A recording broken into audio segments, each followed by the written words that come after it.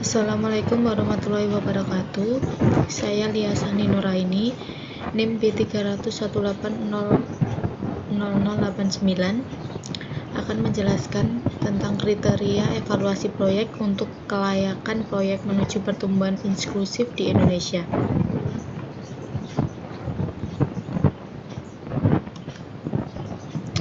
Sejak tahun 2011, Indonesia dan Amerika Serikat telah menandatangani Millennium Challenge Compact untuk mengurangi kemiskinan dengan mendorong pertumbuhan ekonomi melalui 3 proyek, yaitu proyek kemakmuran hijau, proyek gizi berbasis masyarakat untuk mencegah stunting, dan proyek modernisasi pengadaan.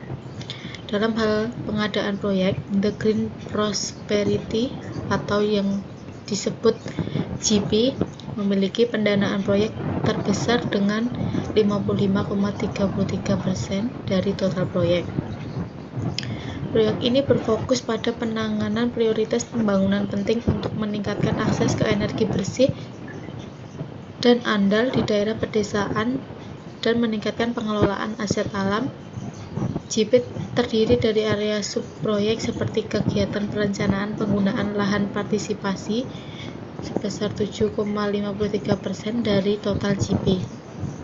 Bantuan proyek seperti kegiatan perencanaan penggunaan lahan partisipatif sebesar 7,53% dari total GP.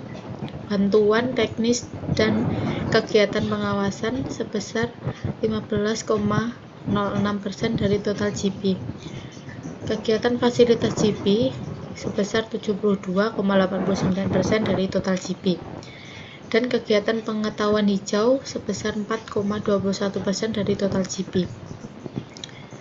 Total proyek investasi yang akan dilaksanakan dengan skema GP didanai $332,5 juta di kabupaten sasaran.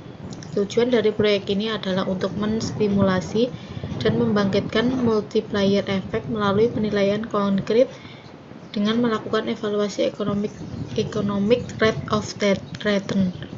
Oleh karena itu, GP akan berkonsentrasi di provinsi dan kabupaten yang memiliki potensi tinggi untuk mencapai tujuan pengentasan kemiskinan dan lingkungan.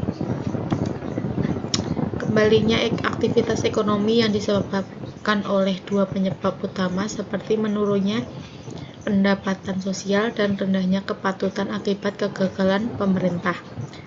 Resiko makro dan resiko mikro. Pengembalian sosial terutama disebabkan oleh penurunan modal alam, modal manusia yang buruk, serta infrastruktur yang buruk. Dari sudut pandang ini, tampaknya GP dapat berkontribusi untuk mendukung prioritas ekonomi dan lingkungan Indonesia dengan menemukan model baru dan bertahan lama untuk mengembangkan, mendanai, dan melaksanakan proyek di tingkat lokal. Proyek ini akan memicu sektor swasta yang lebih besar untuk mengakomodasi prinsip-prinsip pembangunan berkelanjutan untuk kewirausahaan lokal dengan memperluas peluang dalam investasi energi terbarukan dan praktik menggunakan lahan yang inovatif. Jika mengacu pada data terkini, Badan Statistik Indonesia menerbitkan indikator makro kemiskinan.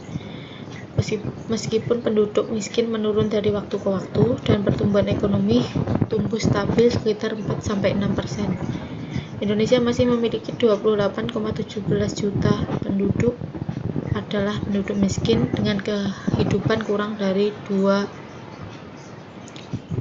per hari. Di sisi lain, ketimpangan meningkat dari 33% pada tahun 2002 menjadi 42% pada tahun 2014. Artinya pertumbuhan ekonomi Indonesia lebih menguntungkan bagi masyarakat kaya daripada masyarakat miskin.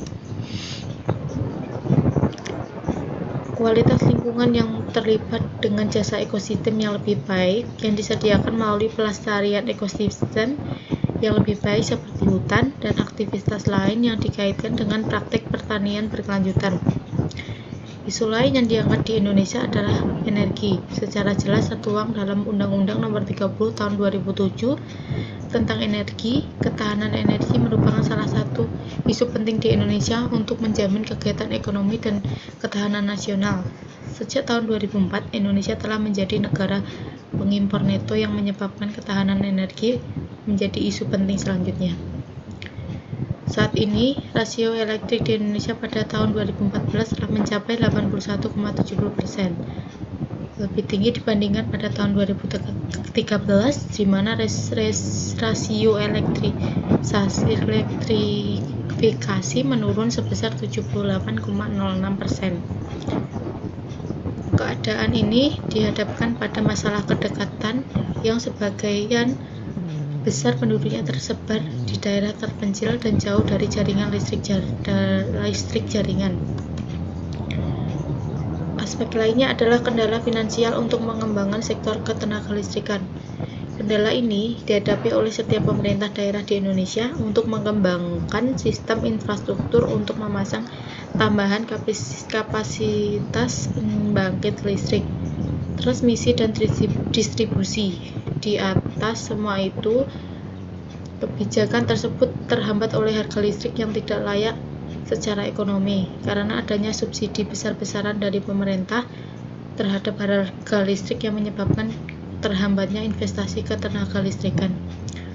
Untuk mengatasi masalah tersebut melalui Undang-Undang Ketenagalistrikan Nomor 30 Tahun 2009 pada ayat 4, pembangunan ketenagalistrikan diprioritaskan untuk meningkatkan ketenagalistrikan di pedesaan terutama bagi masyarakat miskin, daerah tertinggal dan daerah terpencil untuk mendorong produktivitas masyarakat pedesaan, mutu pendidikan dan literisasi informasi serta kemandirian sistem on-grid.